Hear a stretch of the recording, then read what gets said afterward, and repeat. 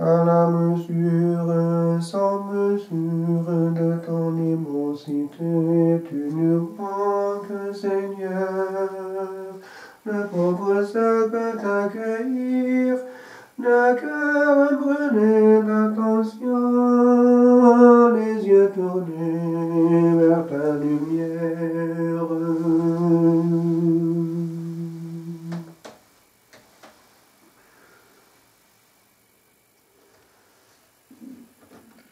En ce jour, toute l'Église pense à l'appel du Seigneur. C'est un dimanche du bon pasteur et tout appel doit venir de lui. Il est vrai, l'homme peut transmettre, peut inspirer, mais en fin de compte, c'est le Seigneur qui appelle. Et si on n'appelle pas, au sens fort de la vocation, vocare pour latin veut dire cela, alors le travail reste le travail de l'homme et le fruit en reste humain. Les vocations qui durent sont les vocations enracinées en Dieu et qui procèdent de Dieu et ramènent à lui. Il n'y a pas de vocation vraie sans rapport, sans relation personnelle. On ne peut pas programmer, on ne peut pas improviser une vocation pour boucher les trous dans l'Église. Donc, comment ça se fait? Il y a en premier lieu des endroits qui favorisent l'appel.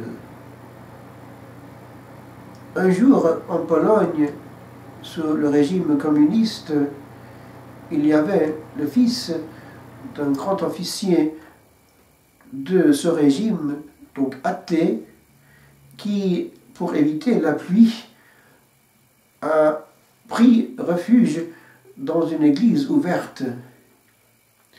Et, entré dedans, il a regardé vers ce qui était devant lui.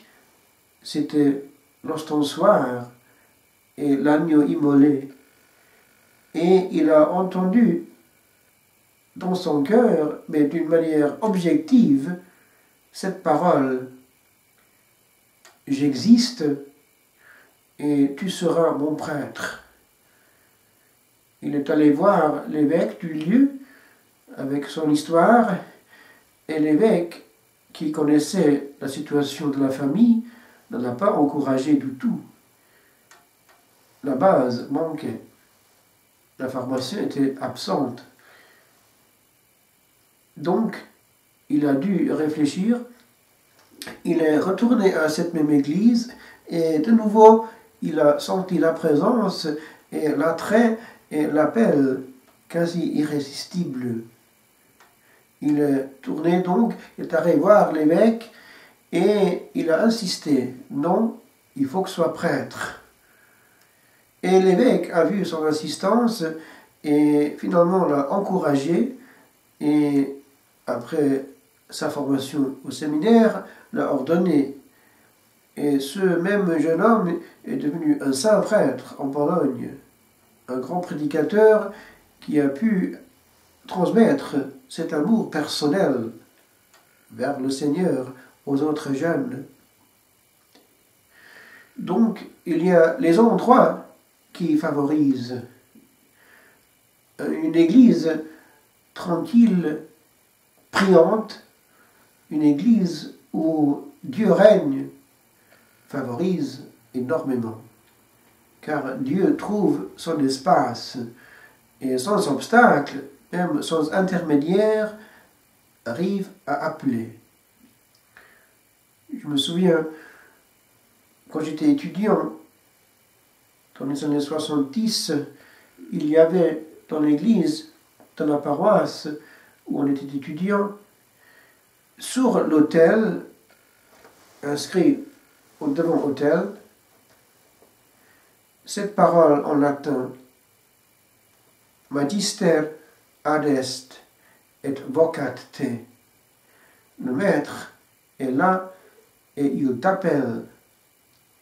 Et le fait même que cette église était toujours ouverte et que le tabernacle, avec sa petite lampe brûlante, invitait à la rencontre, avec cette parole écrite devant, parlait, ou plutôt laissait au Seigneur la possibilité de parler.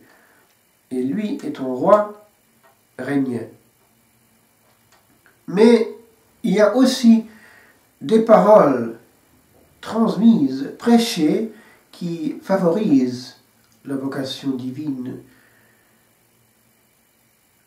En 1971, j'étais en France, à Rouen, pour un mois, et par hasard, un samedi soir, je suis entré dans l'église moderne de Sainte Jeanne d'Arc.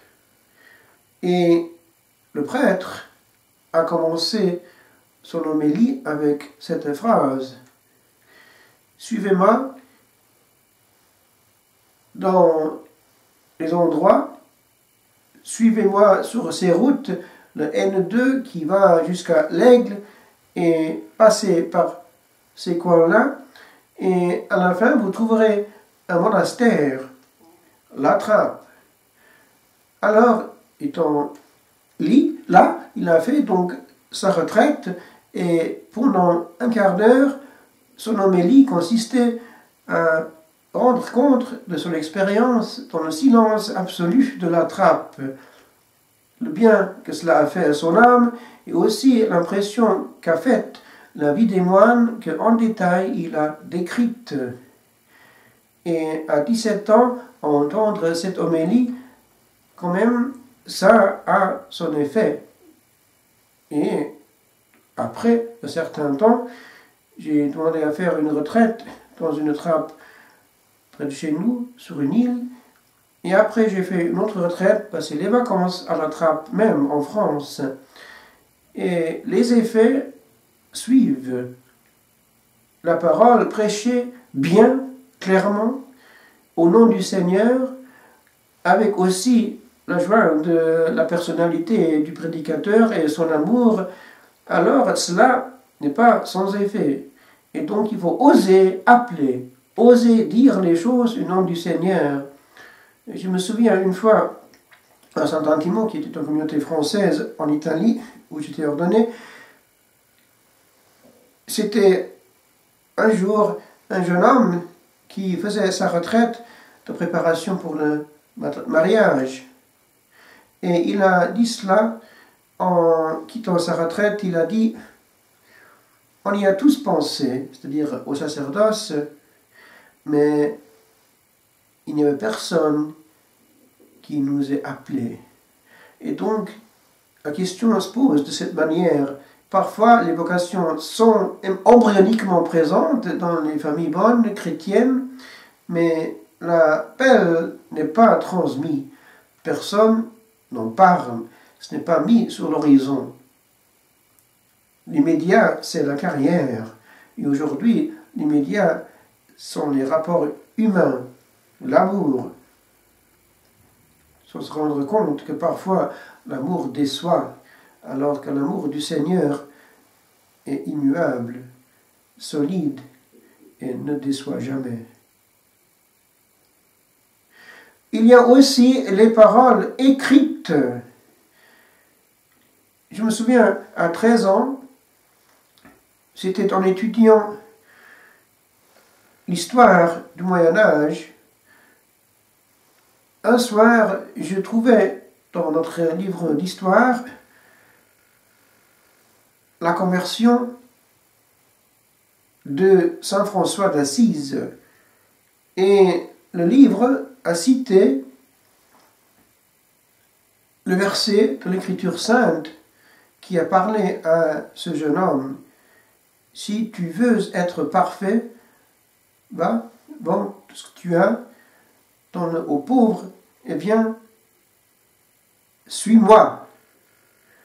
Et je me souviens avoir fermé le livre, descendu de mon lit, me mis à prier à côté du lit en donnant ma vie au Seigneur, parce que cette parole de l'Écriture sainte m'a fulminé. C'était comme c'était écrite pour moi seul. La parole donc écrite, les paroles divines, parlent et ont une résonance dans le cœur humain qui est ouvert. Aujourd'hui, il y a aussi un autre moyen, celui de la parole transmise sur les ondes de l'air par les moyens modernes. En ce moment, c'est le cas. La parole de cet ermitage passe, arrive, même dans un second temps, à d'autres oreilles et à un autre cœur qui est libre de dire « Oui, Seigneur, je veux te suivre, mais je ne sais pas où je dois aller. » Et cela me ramène à mon 5e point. Où aller et comment savoir. Car la providence est le grand moyen de base et arrive à faire que, sans se rendre compte, l'âme, le corps même, se trouve à un moment donné à un lieu favorable. Je me souviens, quand j'étais étudiant, on nous a proposé de faire une retraite sur cette île monastique, pas loin de chez nous. Il y a donc même maintenant un monastère là. Et arrivé là-bas, le moment de écouter à 3h15 la prière qui était même dans l'air physiquement, la cloche qui sonnait en pleine nuit, parlait de l'importance de la nuit consacrée, très diverse de la nuit du monde des étudiants. La nuit qui commençait à 3h15 et qui était dans cette tranquillité totale offerte comme une lumière dans un monde très obscur, m'a fulminé aussi. Et je me suis rendu compte de la beauté de la vie de prière consacrée d'une manière totale dans la vie contemplative. Maintenant, la Providence a voulu que ce soit ici, protégé par l'évêque, mais la prière de la nuit à la même heure continue et est là, sans justification humaine, sinon l'amour. Si entre amoureux, le couple n'a pas besoin de se défendre, c'est pareil avec l'agneau. Dieu a ses droits et le non-sens de la prière gratuite n'a pas besoin d'être justifié. Il suffit que à Dieu cela plaît. Dieu est roi du temps, de la parole, du cœur. Et là où Dieu est honoré, il envoie lui-même les vocations. Pensons-y, car parfois on programme sans faire la volonté du Seigneur, et il n'est pas libre de bénir. Au contraire, la prière sincère attire et Dieu et l'homme, car Dieu règne sur les cœurs quand la beauté de la sincérité devient la raison d'être de l'existence.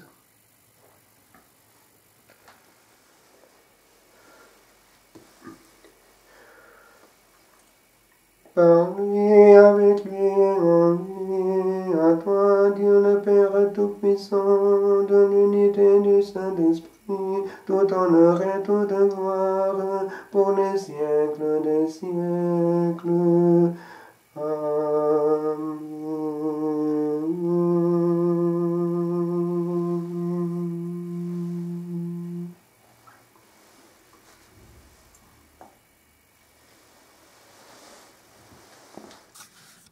Victoire, tu régneras, ô croix, tu nous sauveras. Rayonne sur le monde monde qui cherche la vérité. On croit, source féconde d'amour et de liberté. Victoire, tu régneras, on croit, tout nous sauvera. Rassemble tous nos frères à l'ombre de tes grands bras. Par toi, Dieu notre Père, au ciel nous accueille.